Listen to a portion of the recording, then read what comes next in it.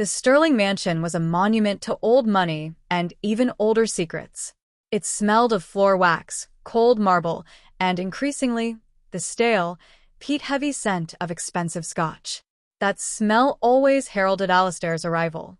It was the scent of my fear. We stood at the top of the grand staircase, the mahogany railing cold beneath my trembling fingers. The chandelier above us cast long, jagged shadows across Alastair's face, turning his handsome features into a grotesque mask of drunken rage. "You think you're better than me, Vivienne?" Alastair spat, his voice slurred but sharp enough to draw blood. He took a heavy step toward me, the glass in his hand tilting dangerously. "You're Sterling by marriage only. Without this name, you're nothing but a ghost in a pretty dress." "I don't care about the name, Alastair," I said, my voice shaking. "I care about the man I thought I married." "You're sick. You need help before you kill yourself or me." "Don't you dare lecture me," he roared. He slammed his glass against the railing, the crystal shattering into 1,000 diamonds that skittered across the floor. He lunged forward, grabbing my shoulders with a grip that I knew would leave purple crescents on my skin by morning. "You're going nowhere. You belong to this house. You belong to me. Let me go," I cried, trying to twist away. In his drunken stupor, he didn't just let go. He shoved. It wasn't a calculated move. It was the clumsy, violent impulse of a man who had never been told no. I felt the air vanish from beneath my heels. For a heartbeat, there was only the sight of Alastair's wide, bloodshot eyes and the horrifying realization that he wasn't reaching out to catch me. I hit the first step with a bone-jarring thud, and then the world became a spinning kaleidoscope of pain and mahogany.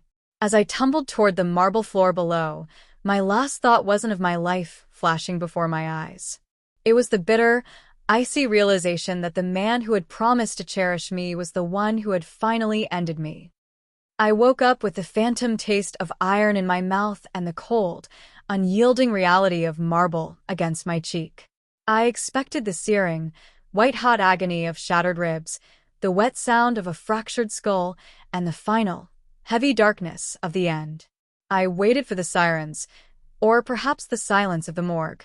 Instead, I felt nothing but a sharp, biting chill. I gasped, my lungs burning as if I had been underwater for a lifetime. I sat up abruptly, my hands flying to my throat, then my chest, then my legs. I was whole. I wasn't broken. My skin was pale and smooth, devoid of the purple crescents and yellowing bruises that had mapped my body for the last 3 years. I looked up the grand staircase.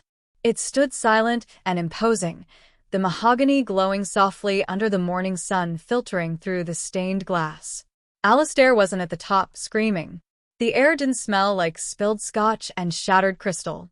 I scrambled to my feet, my heart hammering a frantic, erratic rhythm against my ribs. My legs felt weak, like a newborn foal's. I reached for the vintage phone on the mahogany console table, my fingers trembling so violently I nearly knocked over a Ming vase. I pressed the home button on my smartphone sitting beside it. The digital display blinked back at me. May 14th, 2025. 7:15 a.m. "No," I whispered, the word catching in a throat that felt tight and raw. That's last year. That's exactly 1 year before the fall. "Vivienne? What on earth are you doing down here on the floor in the dark?" I spun around so fast, I nearly lost my balance again. Alastair stood in the archway of the dining room, framed by the morning light. He wasn't disheveled. His eyes weren't bloodshot or glazed with that terrifying, vacuous rage. He was wearing his charcoal workout gear, a bottle of expensive mineral water in his hand, looking every bit the athletic, golden boy heir the world believed him to be. I tripped, I managed to say, my voice sounding thin and hollow, like it belonged to a ghost. Alastair walked toward me, his stride confident and graceful. He stopped a foot away, his shadow falling over me. He reached out and tucked a loose strand of hair behind my ear. His touch was cool, but I felt a jolt of pure, visceral electricity, the kind that comes from standing too close to a live wire. "Careful, darling," Alastair said, a small, patronizing smile playing on his lips. "You've always been a bit clumsy when you haven't had your coffee. We wouldn't want you ruining that perfect face before the anniversary gala tonight. You know how Mother gets about the family photos. She wants us looking like the perfect couple." He leaned down and kissed my cheek. He didn't smell like peat and fermented grain. He smelled like expensive mint soap and the effortless arrogance of a man who owned everything he looked at. "I'll be in the gym if you need me," he said, turning away without waiting for a response. I stood in the foyer, my back pressed against the cold marble of the wall, watching him walk away. I realized then that I wasn't dead. I had been sent back to the beginning of the end. I had exactly 365 days. A year to change the narrative. A year to ensure that when we stood at the top of those stairs again, I wouldn't be the one hitting the floor. The anniversary gala was a symphony of excess. The air in the grand ballroom was thick with the scent of lilies, expensive cigars, and the metallic tang of champagne bubbles. Hundreds of people, the city's elite, the old guard, and the hungry newcomers, swirled around us like a gilded tide. I was wearing a deep emerald silk gown that felt more like a suit of armor than a dress, my hair pinned up tightly enough to pull at my scalp. Alastair was in his element. He stood at the center of a circle of investors, his laughter booming, one hand holding a crystal flute and the other draped heavily across my shoulders. To the world, he was the charismatic heir apparent. To me, his hand was a lead weight, a reminder that I was his most prized acquisition. "Isn't she stunning?" Alastair asked the group, pulling me closer until I could smell the faint, early evening scent of bourbon beneath his cologne. He squeezed my shoulder, his thumb pressing into a sensitive nerve. "The sterling luck, gentlemen. I always find the rarest gems." "You're a lucky man, Alastair," one of the investors said, nodding at me with a look that felt like he was appraising a piece of furniture. I managed to keep the smile fixed on my face, though my heart was a frantic bird trapped in my chest. Every time Alastair's grip tightened, I felt a flash of the future, the sound of the decanter breaking, the feeling of the air vanishing beneath my feet. I needed to breathe. "Excuse me," I whispered, sliding out from under his arm. "I need some air." "Don't be long, darling," Alastair said, his smile not quite reaching his eyes. "The family photo is in 20 minutes. I hurried toward the library, the one room in the mansion that remained blissfully quiet during these events. I pushed open the heavy oak doors and stepped into the cool, dim space, leaning my back against the wood as I let out a long, shaky breath. "The mask is slipping, Vivienne," I gasped, my hand flying to my chest. Callum was sitting in a leather wingback chair by the window, a single lamp illuminating the book in his lap. He looked at me with those dark, pained eyes that always seemed to see the things I worked so hard to hide. "You scared me, Callum," I said, trying to smooth the silk of my skirt. "I didn't think anyone was in here." "I prefer the company of dead poets to the people out there," Callum said, closing his book. He stood up, his movements slow and deliberate. He walked toward me, stopping just outside my personal space. "He's hurting you, isn't he? Even tonight. I saw the way you flinched when he touched your shoulder." "He's just excited, Callum," I said, the lie sounding hollow even to my own ears. "It's a big night for the family." "Stop it," Callum said, his voice a low, fierce rumble. He stepped closer, his gaze dropping to my collarbone. "I've been watching him for years, Vivienne. I've seen the way his excitement leaves marks. I've been documenting every bruise he's given you. Every time you've had to wear long sleeves in the summer or a thick concealer under your eyes." I felt the blood drain from my face. "Documenting? Why?" "Because I knew this day would come," Callum said, his voice thick with a longing he couldn't quite hide. "I've loved you since the day he brought you home, and it has been a slow torture watching him try to break you. I'm ready to help you end this, Vivienne. I have the photos. I have the dates. I'm ready if you are." I looked at him, the black sheep who had been my silent witness, and for the first time in 2 lifetimes, I felt the first spark of hope. "I'm ready," I whispered. The library had become our war room, a sanctuary of dust and heavy oak where the air didn't feel quite so poisoned by Alastair's presence. It was 4 days after the gala, and the house was unnervingly quiet. Alastair had gone into the city for a business lunch that I knew would inevitably turn into a three-bottle bender. I pushed the heavy door shut, my heart performing its usual frantic staccato against my ribs. Callum was already there, seated at the massive mahogany desk in the corner. He had a thick, leather-bound folder spread open before him, illuminated by a single green-shaded lamp. "You're late," Callum said, his voice low and steady. He didn't look up, but his shoulders relaxed slightly at the sound of the door clicking shut. "I had to wait for his car to clear the gates," I said, leaning my back against the wood. "He's suspicious lately. He keeps asking why I'm spending so much time in the old wing of the house." "Tell him you're taking up an interest in the family history," Callum suggested, finally looking up. His eyes were dark with a mixture of exhaustion and cold determination. "In a way, you are. You're just looking at the parts they tried to edit out." I walked over to the desk and looked down at the folder. My breath hitched. There were photographs, grainy, taken from a distance, of Alastair stumbling out of clubs, of him meeting with men who looked like they belonged in a back alley rather than a boardroom. But then I saw the other photos. They were close-ups of me. My wrist with a thumb-sized bruise. My neck. The time I'd worn a silk scarf for 3 weeks in July. "How did you get these?" I asked, my voice a mere whisper. I felt a sudden, sharp pang of vulnerability. "I have a long-lens camera and a lot of patience, Vivienne," Callum said. He stood up, rounding the desk to stand in front of me. "Every time he hurt you, I was there in the periphery. I couldn't stop him without your help, not without the family crushing me, but I could make sure he didn't get away with it forever." "It's not enough to just show these to a judge, is it?" I asked, looking at the black and white images of my own pain. "No," Callum said, his jaw tightening. "The Sterling lawyers would have these suppressed before they reached a courtroom.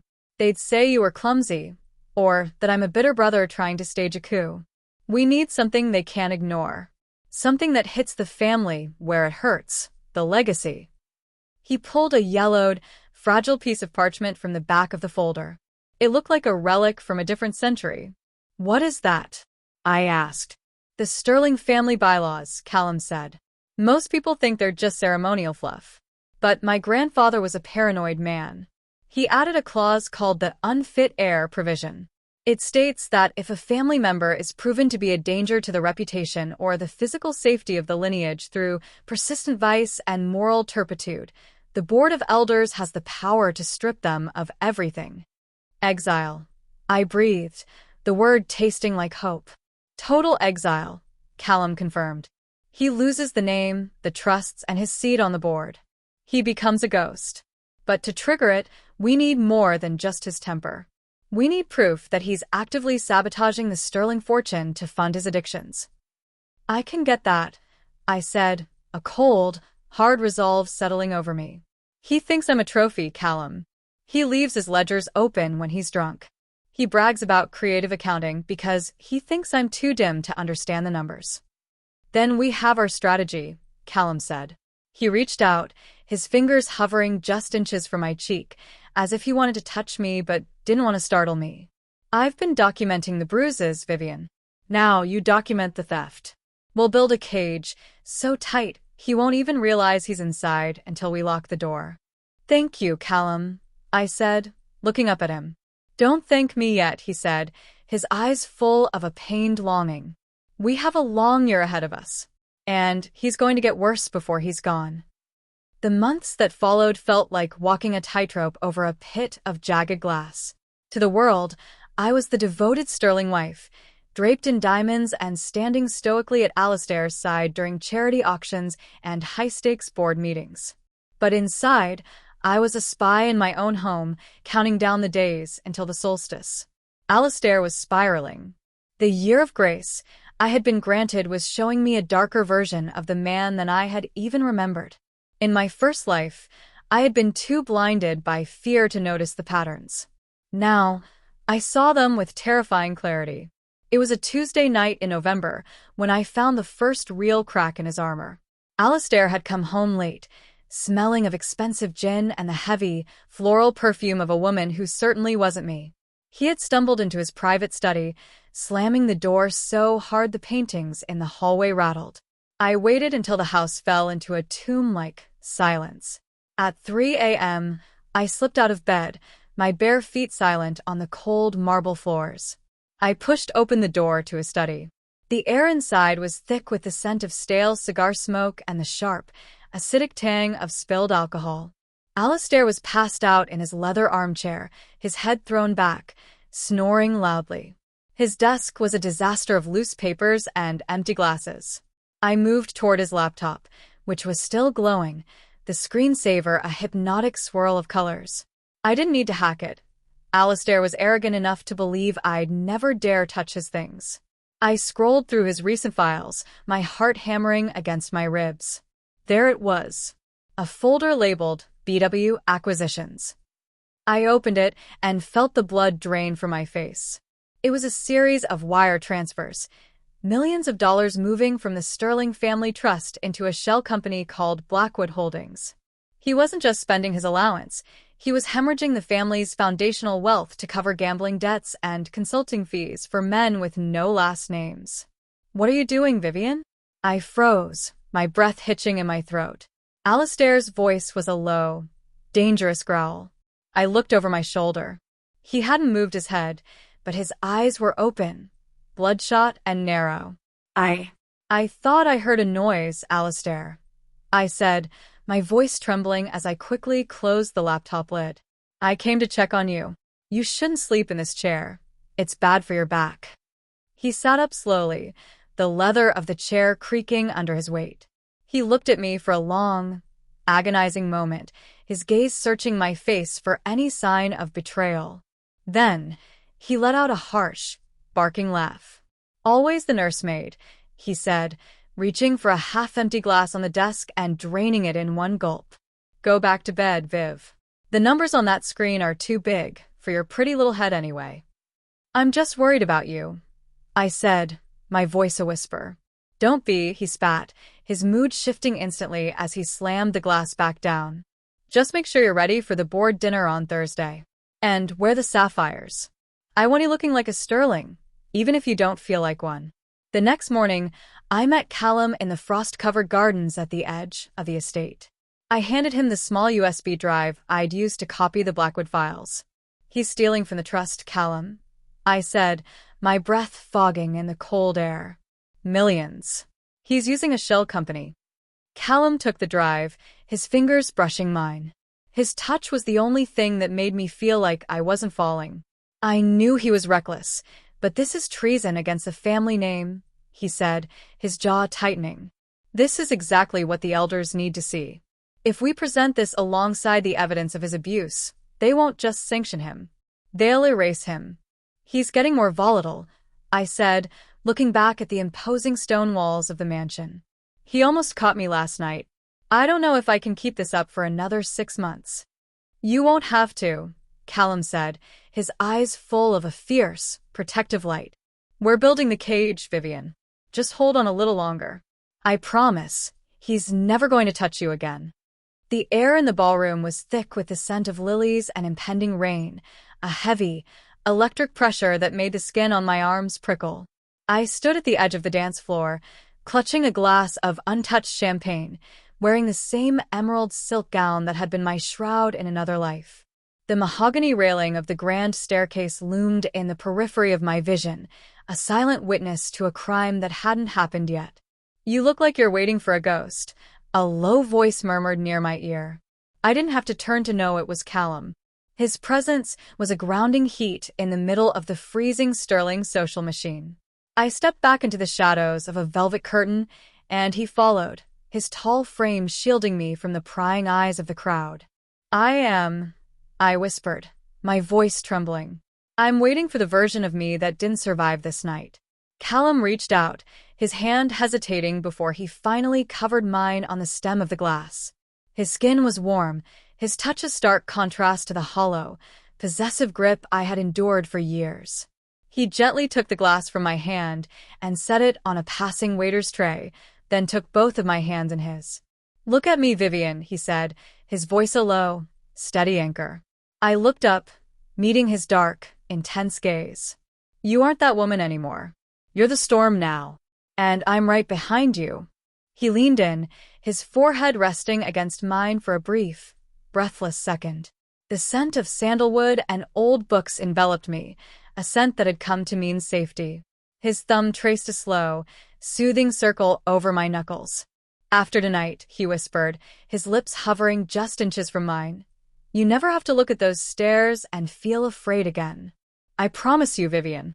I've loved you in the silence, but I'm ready to love you in the light." The raw honesty in his voice sent a different kind of shiver through me, one of hope and a burgeoning, terrifying heat. For a moment, the gala vanished. There was no Alastair, no Sterling legacy, only the man who had spent a year helping me sharpen my wings. "Vivienne, where the hell are you hiding?" The roar shattered the moment, like a hammer to glass. Alastair emerged from the library, his tuxedo jacket open, his silk tie hanging loose like a noose. He held a crystal decanter of scotch, and even from across the hall, I could see the glazed, predatory look in his eyes. "Go," Callum whispered, his eyes hardening as he stepped back into the shadows. "I'm in position. The elders are in the study. Make him show them who he really is." I stepped out of the alcove, my heart performing a frantic, rhythmic staccato. "I'm right here, Alastair," I said, my voice projecting with a strength I didn't know I possessed. He saw me and let out a harsh, jagged laugh. "There you are, always lurking in the corners with my brother. Do you think I don't see you?" He stumbled toward me, the smell of peat and fermented anger preceding him. "You think you're so clever, don't you? Let's go upstairs. We need to have a talk about loyalty." He grabbed my arm, his fingers biting into the flesh. I didn't flinch. I didn't plead. I looked him dead in the eye and began to walk. I led him toward the grand staircase, step by agonizing step, luring the monster toward the light of his own destruction. The climb up the grand staircase felt like a journey through time itself. Every step was a drumbeat of dread, a repetition of a rhythm I had once died to. Alastair's grip on my upper arm was like an iron shackle, his fingers digging into the emerald silk. He was breathing heavily, the scent of expensive scotch and fermented rage radiating off him in waves. "You've been different lately, Vivienne," Alastair hissed, his voice echoing off the high, vaulted ceiling. Cold, distant, looking at me like I'm something under a microscope. "You think because my father is gone, I don't have eyes in this house. I think you're seeing shadows where there are none, Alastair," I said, my voice as level as the horizon. Inside, my pulse was a frantic bird against my ribs, but I refused to let him see the tremor. We reached the top landing, the exact spot where the floor had vanished beneath my feet a year ago. The chandelier above flickered, its crystals chiming softly in the draught, casting long, jagged shadows that looked like grasping fingers.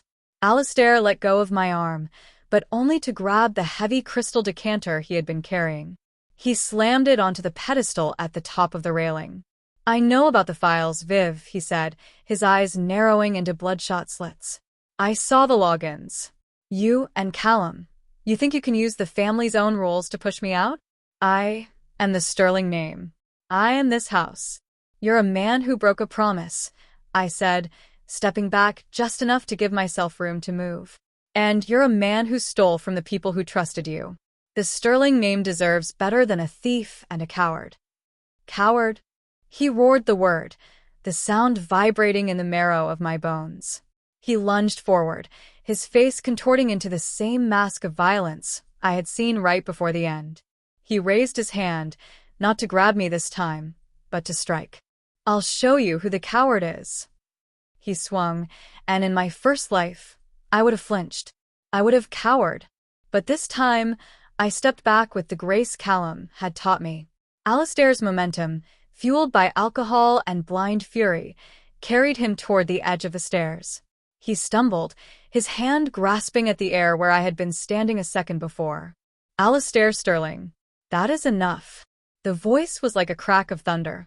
I looked down into the foyer. The 5 elders of the Sterling family stood in a grim semicircle, their faces as cold and unyielding as the marble they stood upon. At the center was Callum.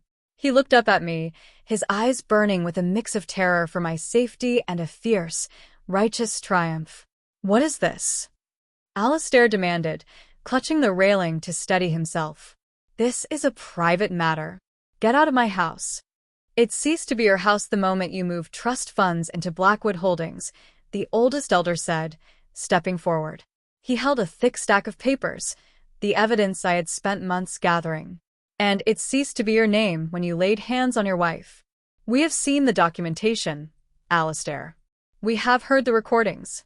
Under Article 4 of the family bylaws, you are hereby declared unfit." "You can't do this," Alastair screamed, his voice breaking into a high, pathetic wail. He looked at me, his eyes wide with a desperate, naked fear. "Vivienne, tell them it's a mistake." "The only mistake was giving you a second chance I didn't think I'd have," I said, my voice steady and cold. Callum began to ascend the stairs, his movements deliberate and powerful. He didn't look at his brother. He looked only at me. When he reached the landing, he stepped between us, his broad shoulders shielding me from Alastair's reach. "The security team is waiting outside, Alastair," Callum said, his voice a low, lethal rumble. "You have one bag. You have 1 hour. After that, if you're found on Sterling property, you'll be removed as a trespasser. Your accounts are frozen. Your name is revoked. You are a ghost now." Alastair slumped against the railing, the fire in him suddenly extinguished, leaving only the hollowed-out shell of a man who had never learned how to be whole. He looked down at the elders, then at Callum's protective arm around me, and realized the truth.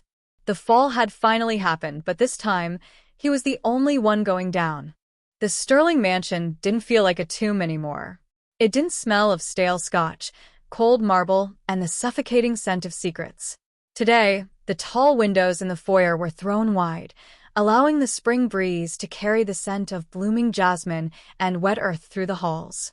The heavy, oppressive silence that had once defined my life had been replaced by the sound of birds in the garden and the quiet hum of a house that was finally at peace. I stood at the top of the grand staircase, my hand resting lightly on the mahogany railing. For a long time, I couldn't even look at these stairs without my heart seizing in my chest. But now, the wood felt warm under my palm, just wood, not a weapon. "You're doing it again," a soft, familiar voice said from behind me. I turned to see Callum standing in the doorway of the library. He had traded his stiff gala suits for a charcoal sweater and dark jeans, looking more like the man I had grown to love and less like a Sterling heir. He walked toward me, his movements fluid and easy, and the way his eyes softened when they met mine still made my breath hitch. "I was just thinking about the first time I woke up after the fall," I said, leaning my back against the railing as he reached me. "It felt like a dream. I spent so many months waiting for the floor to vanish again." "It's not going to vanish, Vivienne," Callum said, stepping into my space. He reached out and tucked a loose lock of hair behind my ear, his fingers lingering against my skin. "You built the floor this time. You made it solid." "I heard about Alastair," I whispered, looking down at the marble foyer. "He's in a small apartment in the city," Callum said, his voice devoid of pity. "Living on the meager allowance the elders granted him for basic sustenance. No name, no influence, and no audience for his rage. He's just a man now, Vivienne. A very small one." "It's more than he deserved," I said. "Perhaps," Callum replied. He took my hand, lacing his fingers with mine. "But he's a ghost now. He can't reach you. He can't reach us." The us hung in the air, sweet and heavy with promise. Over the last 6 months, our partnership had evolved from a desperate alliance into something deep and unyielding. Callum hadn't just saved my life, he had taught me how to live it again. He had watched me transform the Sterling estate into a sanctuary for women who had no one to document their bruises, and he had supported every radical change I made to the family bylaws. "I realized something today," I said, looking up into his dark, searching eyes. "What's that?" Callum asked, his thumb tracing a slow, rhythmic circle over my knuckles. "In my first life, I thought the fall was the end," I said, stepping closer until our chests were almost touching. But the fall was the only thing that could have woken me up. "I'm not the ghost in a pretty dress anymore, Callum." "No," Callum whispered, his gaze dropping to my lips. "You're the woman who tore down a dynasty and built something better in its place." He leaned down, and when he kissed me, it wasn't the possessive, hungry kiss of a man who wanted to own me. It was a slow, reverent seal of a promise. It tasted of jasmine, of safety, and of a future that I finally owned. I looked down the staircase one last time. The marble didn't look cold anymore. It was just a path to the front door, and the world beyond was waiting. I wasn't Vivienne Sterling. I was Vivienne, a woman who had fallen, stood up, and finally found the view from the top was even more beautiful than I had imagined. "Let's go," I said, smiling at him. "We have a lot of work to do." "I'm right behind you, Vivienne," Callum said, his hand squeezing mine. "Always."